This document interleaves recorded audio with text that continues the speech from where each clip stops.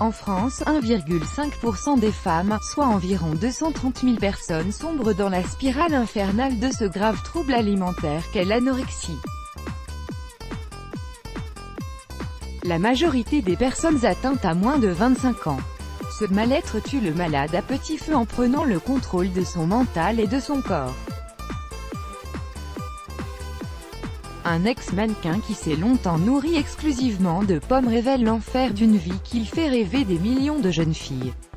Voici son histoire. L'anorexie est une maladie dont on parle souvent pour faire des vannes sur la maigreur de quelqu'un mais dont on connaît si peu les conséquences. L'amaigrissement maladif n'est qu'une partie émergente de l'iceberg. L'anorexie fragilise la santé et provoque à long terme de graves lésions et carences, détérioration des os et des dents, disparition des règles, perte des cheveux, entre autres. De plus en plus de jeunes filles ont fait de l'anorexie un mode de vie, dans lequel elles voient une forme d'accomplissement. Elles vouent un culte à une déesse imaginaire, Anna, qui les somme de maigrir par tous les moyens.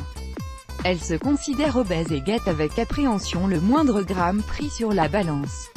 Leurs égéries, Victoria Beckham et Nicole Richie. Le mouvement des pro-Anna est né au début des années 2000 aux États-Unis et n'a pas tardé à envahir le monde. Ce qui était censé être un groupe de soutien et de réconfort pour les personnes souffrant de troubles alimentaires deviendra un mouvement louant et vantant l'anorexie. Voici l'histoire de Victoire qui a miraculeusement survécu à l'anorexie. Victoire Macondoxer était l'une d'entre elles. Pour sensibiliser le plus de jeunes filles, cet ex-mannequin anorexique dénonce dans son ouvrage « Jamais assez maigre », journal d'un top modèle, l'univers dans lequel elle a été entraînée.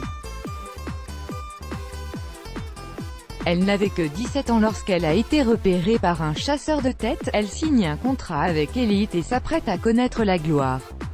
À cette époque, elle ne pèse que 56 kg pour 1,78 m et pourtant elle n'était pas encore jugée assez maigre.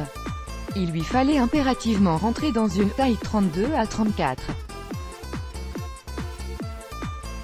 3 pommes et 1,5 litre de boisson gazeuse par jour. C'est tout ce que s'autorisait Victoire, pour avoir l'impression d'être calée, maigrir rapidement et espérer faire partie de la course pour défiler lors de la Fashion Week de New York. Arrête de manger, tu vas grossir, se répétait-elle en boucle dans sa tête. Victoire sa femme pour passer du 36 au 32 à 34 et perd 9 kilos en 8 semaines seulement. La moindre bouchée était une angoisse, le reflet de son corps dans le miroir lui mettait la pression, sa maigreur suscite l'admiration. Victoire cumule les contrats et défile pour les plus grands noms, qui se l'arrachent. Elle devient vite l'un des tops les plus courtisés au monde, mais dans l'envers du décor, Victoire périssait, elle n'avait plus ses règles, perdait ses cheveux, faisait de l'hypertension. Son IMC était de 15, ce qui correspond à un état de famine. Ses proches et ses amis ne voyaient rien à son mal, qu'elle dissimulait sous de gros pulls, faisant croire qu'elle s'alimentait convenablement. Pis encore, son corps tout frêle et déminéralisé n'arrivait plus à tenir le rythme. Son anorexie à grand renfort d'adrénaline contrôlait sa vie.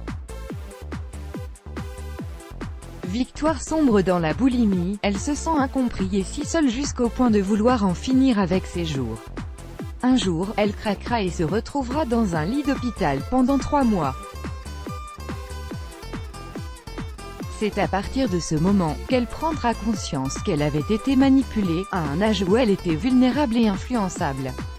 Le milieu de la mode est intraitable, pour les jeunes mannequins, auxquels il est demandé d'avoir des corps de fillettes au détriment de leur féminité. Victoire décidera de mettre définitivement fin à sa carrière furtive qui n'aura duré que 8 mois.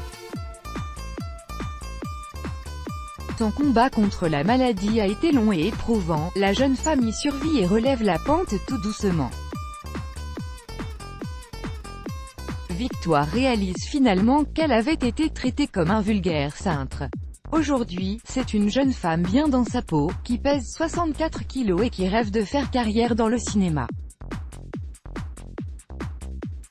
Entre 2001 et 2012, 30 mannequins sont mortes d'anorexie, d'overdose ou de suicide.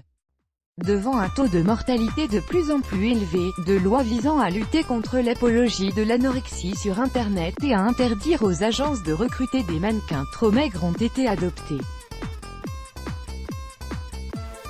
Let's block ADS, why?